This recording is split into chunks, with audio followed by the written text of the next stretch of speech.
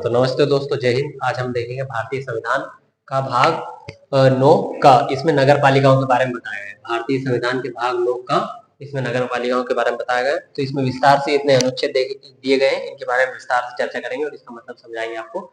चलिए वीडियो को स्टार्ट करते हैं। सबसे पहले भारतीय संविधान भाग 9 का नगर पालिका के बारे में बताया गया। यह अनुच्छेद 243 पी से 243 जेड जी तक है। कहाँ तक? जेड जी तक है। ठीक है, इसमें अनुच्छेद दिए गए हैं। 243 पी में क्या बताया गया? परिभाषाएं। किस किस की परिभाषा है इसमें? इसमें नगर पालिका से संबंधित 3 निकाय होते हैं। नगर पालिका कौन कौन से? नगर पंचायत होती है, नगर पंचायत, फिर नगर पालिका, और एक और कौन सा होता है? नगर निगम। ये इंदौर नगर निगम है, जो 8वीं बार क्या बना? सबसे स्वच्छ शहर बना 8वीं बार। स्वच्छ शहर बना 8वीं बार, स्वच्छ शहर बन गया। ठीक है, कौन? इंदौर 8वीं बार, जो कि एक नगर निगम है, और 8वीं बार ये स्वच्छ शहर बना है। ठीक। तो अनुच्छेद 243 समझ गए। इसकी परिभाषाएं दी गई कि नगर पंचायत किसे कहते हैं, नगर पालिका किसे कहते हैं, नगर निगम किसे कहेंगे, ये सब बताया गया परिभाषाओं में। ठीक है, अनुच्छेद 243 क्यू में आते हैं। अनुच्छेद 243 क्यू में क्या है? नगर पालिकाओं का गठन दिया गया है कि नगर पालिकाओं का गठन कैसे होगा। तो क्यों होगा गठन? क्यू में क्या है? गठन होगा।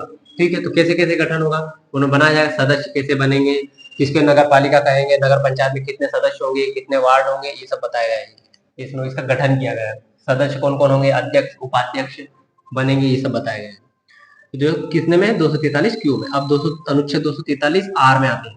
तो अनुच्छेद 243 आर में क्या है? नगर पालिकाओं की संरचना, यानी रचना। तो रचना करेंगे आर में। ठीक है, इसको ट्रिक के साथ याद रखेंगे। आर में क्या करेंगे? रचना करेंगे। किसकी करेंगे? नगर पालिका की रचना करेंगे।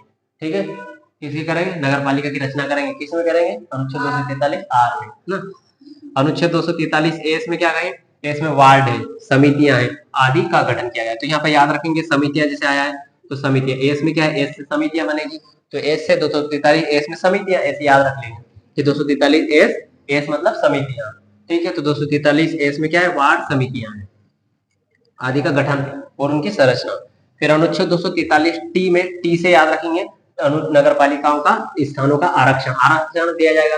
तो टी से हमें आएगा टर्म्स एंड कंडीशन। तो इसमें 243 टी में क्या? Terms and condition.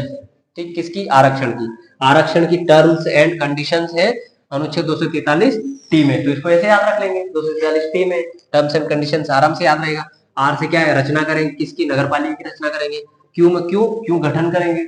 और पी में परिभाषा, पी से ऐसे याद है, पी से ऐसे परिभाषा है ना। तो पी से क्या कर देंगे? परिभाषा देंगे। क्यू से क्यों गठन करेंगे, और आर से रचना करेंगे, किसकी? नगर पालिका की रचना करेंगे। और एस से वार्ड समितियां, एस से समितियां बनाएंगे, नगर पालिका की समितियां भी होंगी, समितियां बनाएंगे एस से। और टी में टर्म्स एंड कंडीशन, किसकी टर्म्स एंड कंडीशन? आरक्षण की टर्म्स एंड कंडीशन। आरक्षण बांटा जाएगा, ये सब महिलाओं को भी दिया जाएगा, है ना। नहीं तो महिलाएं आंदोलन करने लग जाएंगी, हमें भी पार्षद बनना है, नगर पालिका अध्यक्ष बनना है ना। टी। फिर वी से नगर पालिकाओं की अवधि। तो अवधि तो इसको यू है, ये यू है, तो यू अवधि याद रख लेंगे। यू से यू अवधि। ठीक है, यू से यू अवधि याद रख लेंगे। तो नगर पालिकाओं की अवधि इसमें दी गई 243 यू में।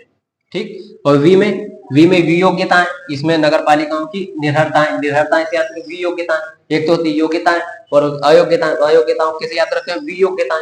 तो 243 वी से याद रख लेंगे वियोग्यताएं। मैंने भी ऐसे याद किया। 243 वी से क्या याद रखेंगे? वियोग्यताएं, है ना। तो 243 वी में वियोग्यताएं हो गई। यू में यू अवधि हो गई। उसकी समय कितना होगा? तो इनका समय कितना होगा? 5 साल का कार्यकाल होता है इनका। ठीक है, 5 साल का कार्यकाल होता है। 2 साल के कार्यकाल के बाद इनको सभी मिलकर हटा सकते हैं। तो 5 साल का कार्यकाल होता है। और कब से स्टार्ट होता है? प्रथम बैठक से। कार्यकाल कब स्टार्ट होता है? प्रथम बैठक से 5 साल तक। प्रथम बैठक से 5 साल तक। ठीक है, जब प्रथम बैठक हो जाएगी और उसको लिख लेंगे उस तारीख को, फिर 5 साल तक ये बनी रहेगी। तो इसमें दिया गया यू अवधि, यानी कि उसका कार्यकाल कितना होगा। ठीक है, अनुच्छेद 243 वी में है नगर पालिकाओं की निर्भरताएं, यानी कि वी से वियोग्यताएं होगी। और अनुच्छेद 243 डब्ल्यू में क्या है? नगर पालिकाओं की शक्तियां, प्राधिकार और उत्तरदायित्व है। नगर पालिकाओं की शक्तियां, प्राधिकार और दायित्व। डब्ल्यू में क्या है? डब्ल्यू से क्या बोलता है? वेल्थ मतलब होता है धन, और धन की शक्ति होती है। धन यानी पैसा, पैसा की शक्ति होती है। ठीक है, तो इस W ऐसे याद रखेंगे कि शक्तियां, यानी कि W का मतलब होता है वेल्थ, वेल्थ यानी होता है धन संपत्ति, धन संपत्ति तो शक्ति है, धन संपत्ति किसके पीछे पे जाती है, शक्ति के पीछे पे जाती है, तो W वेल्थ यानी कि शक्तियां हैं।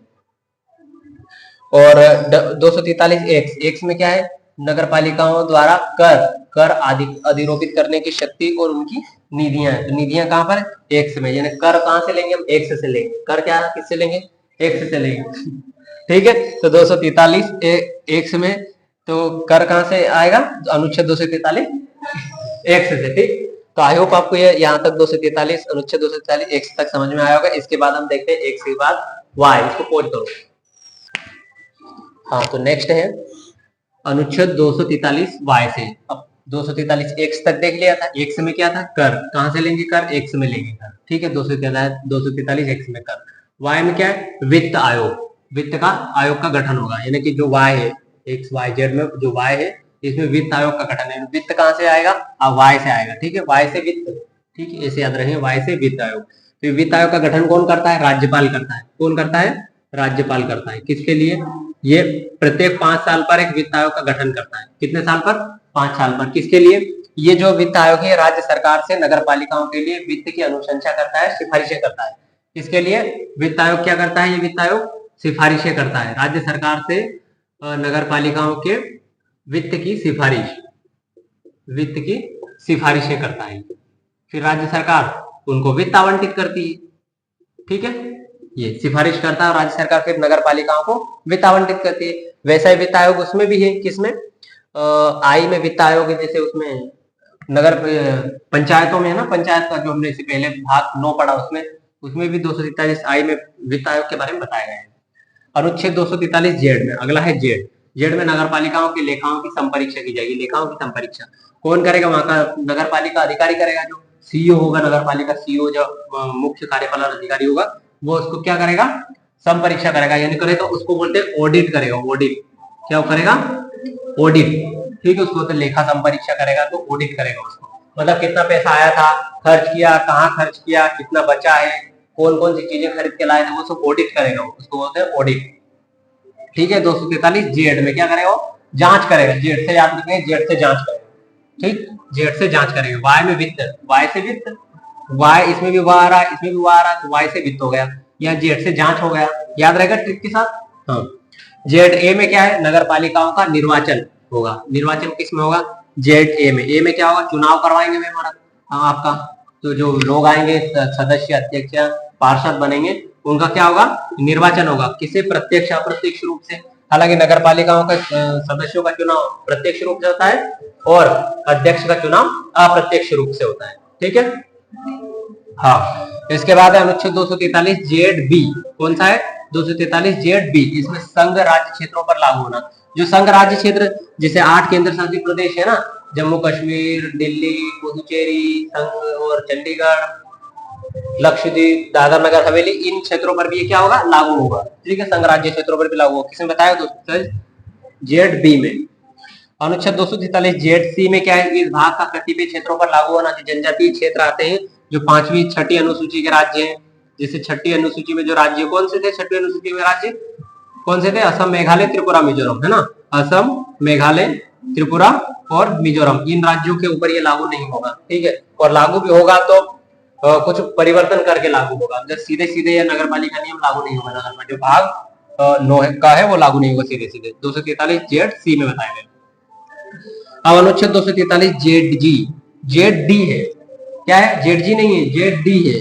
डी, तो डी में डिस्ट्रिक्ट आया है, यहाँ डी से डिस्ट्रिक्ट आया है, तो यहाँ पर जिला डिस्ट्रिक्ट है। ठीक है, तो जेड डी में डिस्ट्रिक्ट, इससे याद रखेंगे कि जिला योजना समिति के बारे में बात की गई। मतलब इसमें जेड डी में बताया जिले में एक योजना समिति होगी, वो जिले की विकास योजनाओं का क्रियान्वयन करेगी, तो जिला योजना समिति के बारे में बताया गया।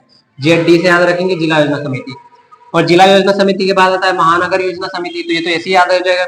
जेड डी, डी में सबसे पहले जिला आता है, फिर महानगर बड़ा आता है ना। तो ये जेड डी में डी से डिस्ट्रिक्ट भी आ रहा है, तो ऐसे भी याद रख सकते हैं जिला योजना समिति। और जेड ई में आता है महानगर योजना समिति। जो महानगर जो होते हैं, इंदौर, भोपाल, दिल्ली, बम्बई, ऐसे महानगर होते हैं। ये बड़े बड़े महानगरों के लिए क्या होता है, इनमें भी एक योजना बनाने के लिए, योजना क्रियान्वयन के लिए बड़े शहर होते हैं, मैनेजमेंट थोड़ा कठिन रहता है, तो वहां पर महानगर योजना समिति बनाई जाती है, जो बड़े बड़े शहर। महानगर किसको बोलते हैं जहां पर 10 लाख से अधिक की जनसंख्या हो, 10 लाख या अधिक, कितनी जनसंख्या हो, 10 लाख या उससे अधिक की जनसंख्या हो, उसको बोलते हैं महानगर। कौन कौन से महानगर, इंदौर और दिल्ली, बंबई और कोलकाता, हैदराबाद, मद्रास, चेन्नई, ये सब क्या है, महानगर है।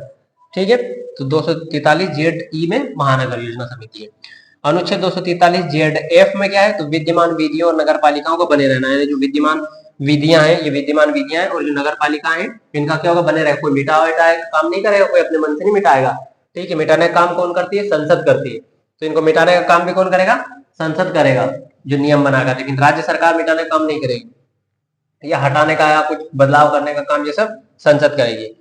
और अनुच्छेद 243 जेड जी, तो जेड जी में आ गए निर्वाचन संबंधी मामलों में न्यायालय के हस्तक्षेप का वर्णन नहीं है, वर्जन है। यहाँ पे वर्जन का मतलब होता है कि निषेध करता है, प्रतिषेध करता है, ये रुकावट डालता है कि न्यायालय में मामला नहीं जाएगा, न्यायालय सुनवाई नहीं करेगा। वर्जन नहीं है, वो है हाँ, मतलब वर्णन नहीं है, वर्जन है। ठीक है, तो ये जो निर्वाचन संबंधी जो मामले हैं न्यायालय के, उसमें जो चुनाव जो होंगे उसमें कुछ गड़बड़ हो गई तो न्यायालय उसका हस्तक्षेप नहीं करेगा। नहीं तो यहाँ से जाएगा मामला, चुनाव वाला जो मामला है न्यायालय चलेगा, वहां लटका दिया, तारीख पे तारीख, तारीख पे तारीख। चुनाव कराने वाले बेचारे जो होते हैं, नगर पालिका जो अध्यक्ष सदस्य जो होते हैं, पार्षद, वो बैठे हैं कि चुनाव वहां पे आदेश ये आएगा, न्याय का जो आदेश देंगे, न्याय होगा, तब चुनाव होगा, तब तक बैठे रहेंगे वो। और वहां पे तारीख मिलती जाएगी, तारीख पे तारीख मिलती जाएगी। कोई कभी किसी दिन किसी का वकील नहीं आया तो कोई गवाह नहीं आया, ऐसा चलता रहेगा। तो इसीलिए यहाँ पे क्या है, न्यायालय चुनाव में जो है हस्तक्षेप नहीं करता है। राष्ट्रपति के चुनाव में हस्तक्षेप करता है सुप्रीम कोर्ट, लेकिन बाकी चुनाव में हस्तक्षेप नहीं करता है।